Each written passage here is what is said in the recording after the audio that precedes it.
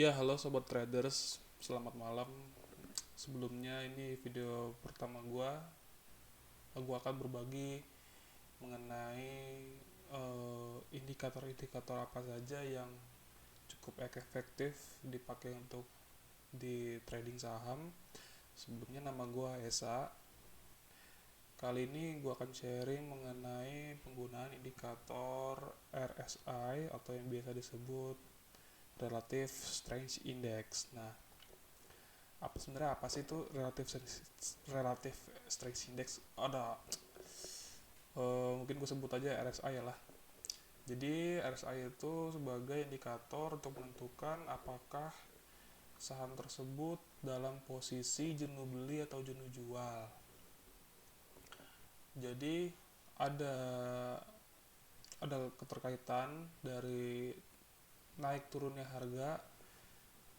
Apabila suatu saham sudah mendekati jenuh beli, berarti ada kemungkinan untuk turun. Nah, sebaliknya ketika saham tersebut sudah jenuh jual, maka saham tersebut cenderung untuk naik. Nah, bagaimana sih cara menggunakan indikator RSI? Oke, simak aja langsung. Kali ini gue menggunakan TradingView. Ya, sekarang ISG masih di 5.900. Review sedikit, ISG menurut gue ini bakal susah banget untuk naik. Jadi harus secara eh, target prediksi selanjutnya itu cukup jauh ya, dari kemungkinan nyampe 6.200 kalau resistennya di 6.000 tembus. Nah, ini cukup berat. Oke, itu skip dulu. Kali ini gue akan menjelaskan penggunaan RSI. Nah, jadi di RSI itu gue bilang di sini sebagai indikator pembantu, bukan indikator utama. Indikator utamanya tuh silahkan berkreasi secara masing-masing, bisa menggunakan moving average atau bisa menggunakan support resistance menggunakan trend line atau Fibonacci, whatever, terserah. Kali ini gue akan mencoba menggunakan trendline aja. Ini menurut gue trendline aja juga sudah cukup efektif menggunakan RSI. Nah, di RSI sendiri untuk time periodnya jangan terlalu pendek dan jangan terlalu besar. Karena kalau terlalu pendek itu sangat volatile sekali. Dan apabila time periodnya terlalu besar, maka akan sangat lama sekali untuk mencari titik jenuh jualnya. Dan biasanya RSI ini digunakan untuk saham-saham yang downtrend, dan untuk yang sideways atau flat market itu bener-bener gak worth. Oke, kali ini langsung aja gue kasih tahu contohnya. Gue menggunakan TradingView. Langsung aja buka indikatornya RSI.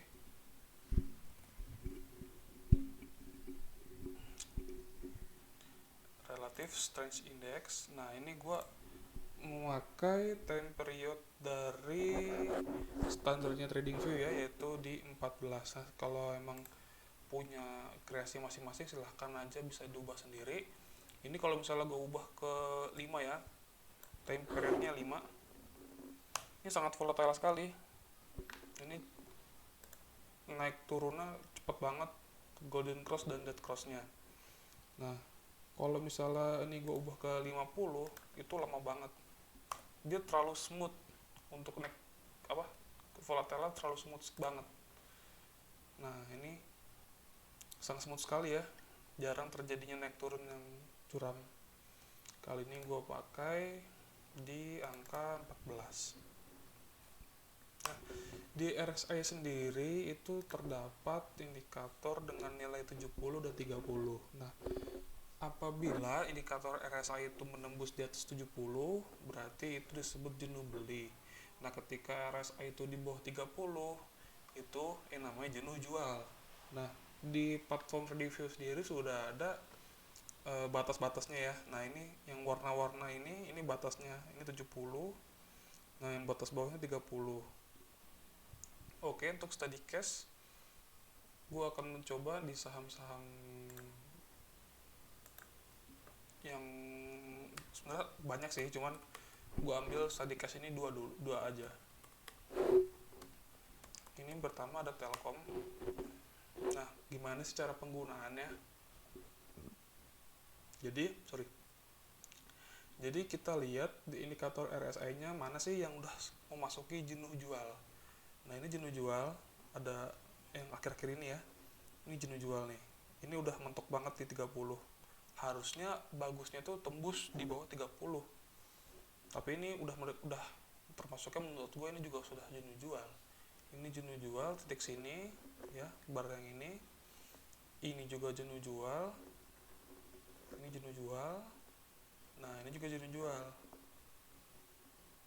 Nah ini apabila menembus di indikator nilai 70, maka ini disebut jenuh beli. Lihat aja kan, ketika ini sudah mendekati tembus jenuh beli, maka ini saham Telkom menentang sekali untuk turun. Jadi hal yang pertama dilakukan adalah mencari di mana titik-titik jenuh jual. Nah ini ada dua, ini satu, ini dua ya. Ini sangat tipis ya, jadi ini nggak gue masukin sebagai jenuh jual, jadi dua ini aja. Jadi saham yang sebelah sini tanggal 10 dan di tanggal 30 September 2020. Nah ini gue akan bikin trendline resistennya Telkom di sini, dari sini aja ya, nggak usah dari jauh ya. Sini satu, nah kurang lebih kayak gini. Nah ini kena, nah kena ini resistennya ada 3 jadinya. Nah untuk mengetahui RSI itu bagus atau tidak, dicari supportnya. Nah, di sini terdapat dua support, yaitu di tanggal 30 dan di tanggal 2 November. Ini menurut gue ini bukan support ya, karena supportnya tidak sejajar seperti ini. Jadi ini gue bikin garis horizontalnya ya, nih kena. Nah, ini kan juga support di sebelah sini nih. Support, di sini support. Nah, ketika terdapat dua support di sini dan di sini, ini harus terdapat sebuah yang namanya divergen. Divergen itu berseberangan ya antara di candlestick dengan di indikator RSI-nya. Nah, di sini di candlestick-nya ini lurus, tapi di sini naik. Di sini naik. Nah, ini naik kan. Jadi, cara mencarinya di candle pertama ini menyentuh di jenuh jual. Nah, di support selanjutnya ini tidak mencapai di jenuh jual atau tidak mencapai di angka 30. Ini berarti supportnya bagus. Bukan support yang anjlok lagi ke bawah, bukan. Nah, setelah itu kita cari breakout-nya di mana. Setelah kita membuat resistennya di sini, nah ternyata breakout-nya di sini. Berarti kita buy di sini. Di candle di sini di tanggal 5 November. Loh, kok beliin di tanggal 5 November? Itu kan naiknya udah kemahalan, udah naik 7%. Jadi sebenarnya kalau konsepnya sebuah breakout itu kita membeli sebuah kekuatan, bukan membeli mahalnya suatu saham. Jadi gue meyakini ketika ini meskipun sudah menaik 7,3%, tapi potensinya gede banget untuk kedepannya. Gue tandain dulu titik buy di sini karena sudah breakout. Oke, titik buy di sini ya, di harga penutupan. Nah, titik sell di mana? Nah ini kebalikannya aja, titik sell itu ketika candlesticknya sudah tembus ke angka 70, sehingga potensinya reversalnya cukup kuat karena sudah mencapai di jenuh beli. Nah ini reversalnya kurang lebih ada di sini bisa, atau nggak di sebelah sini. Menurut gua biasanya sih kalau kalian mau main aman, ya jual di sini. Ketika sudah ada candlestick merah, ini candlestick merah nih, ini tapi syaratnya ketika sudah tembus di angka 70 ya. Nah bagi gua bagusnya itu ketika ada yang namanya metode candlestick kontemporer. Jadi gak cuma dilihat dari RSI-nya, tapi dilihat juga dari candlestick-nya. Nah, ini terdapat sebuah reversal yang cukup besar itu di titik yang di sini. Jadi gua titik salah di sini.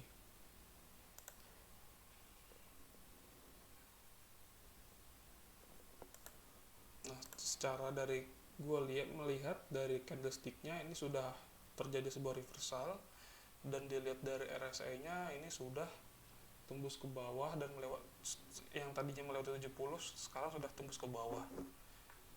Jadi kita lihat dapat berapa persen Telkom ini.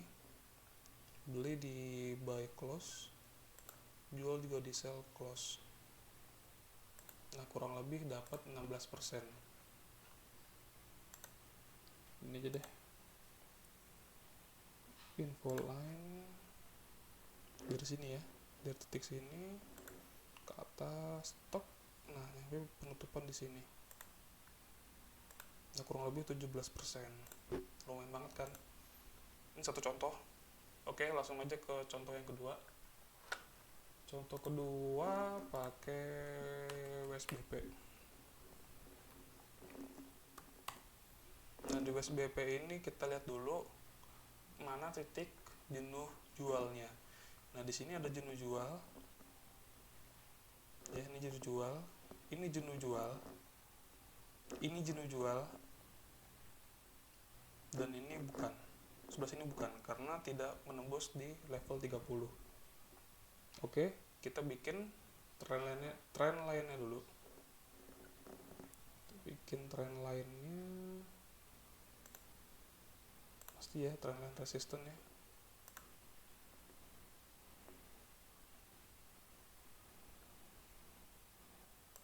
Nah, seperti ini. Lalu kita bikin titik supportnya. Ini terdapat sebuah support ya, dari sini sejajar. Ini support. Ini titik kurang bagus ya menurut gue ya. Jadi supportnya di sini. Ini titik supportnya. Kita bikin garis horizontalnya. Oke. Sorry, kurang ke atas, kurang mepet.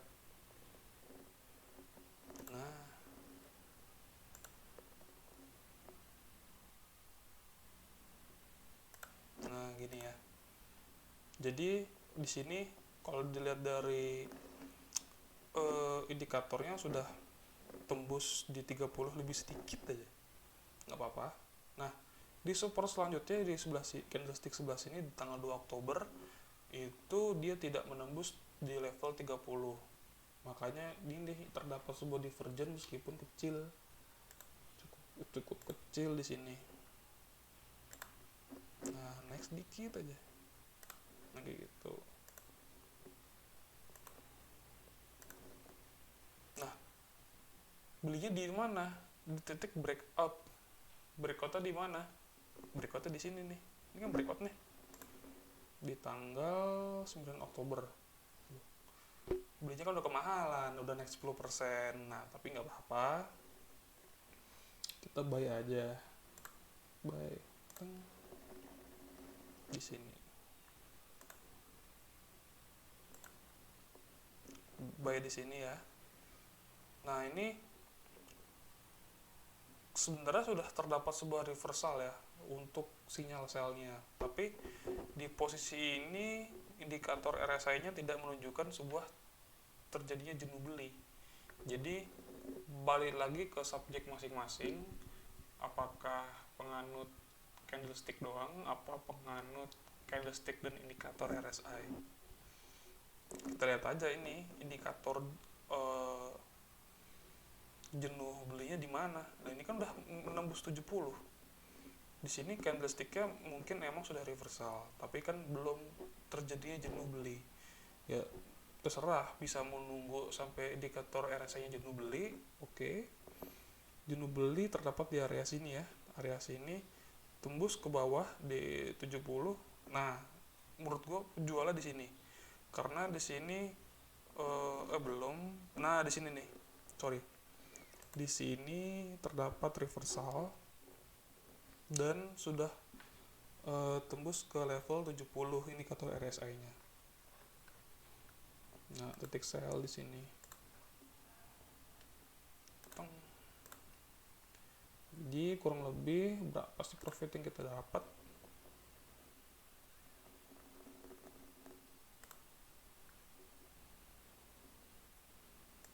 Nah, ini sekitar 30% lah.